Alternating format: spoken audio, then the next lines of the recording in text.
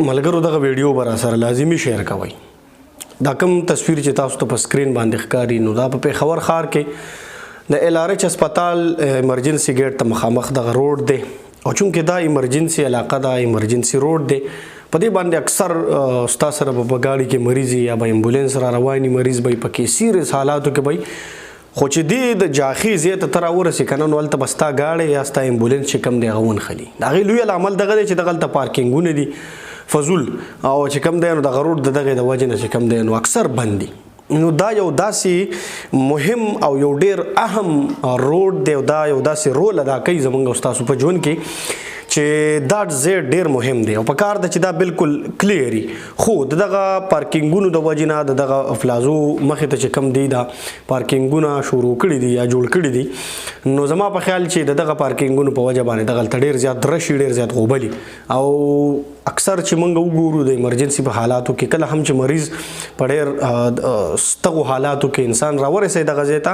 نو واحد دغه ځای دی چې کله ته د اندرشیر دغه کوڅه کراس کې او په دغه دغه چې کوم موړ دی په دې باندې ته ورخېږي دغه چړۍ سره اگزټ ایمرجنسي ګیټ چې کوم دی دغه ځای کې نو د دغه ځای نه رش شروع شي او د ایمرجنسي ګیټه پورې چې کوم دی نو دا علاقه اکثر چې کوم دی نو دا بلاک کی. نو عجیبه قانون دی په کار ده چې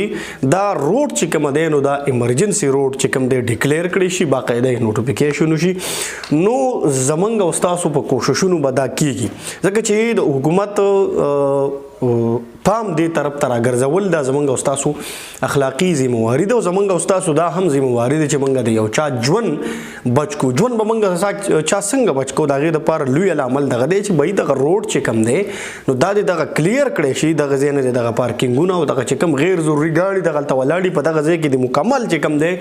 سټریکټلی پابندي ولګي نو چې دا روډ کلیر وي ښکلی وي صفا وي نو که د چا مریض خدای مکه په سختو حالاتو کې وي او په دغه ځای کې پساویږي نو زما په خیال چې دغه هلته به موږ په کار دی چې د انسان ژوند بچ کو.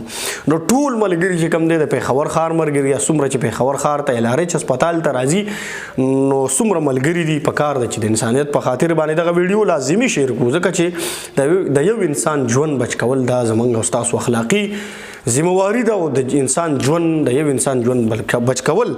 د یو انسان ژوند بچ کول دا د ټول انسانیت ژوند بچ کول دي. نو که دغه ویډیو ستاسو خوښه شوي دغه ټاپک ویډیو لازمي شیر کړئ. مننه.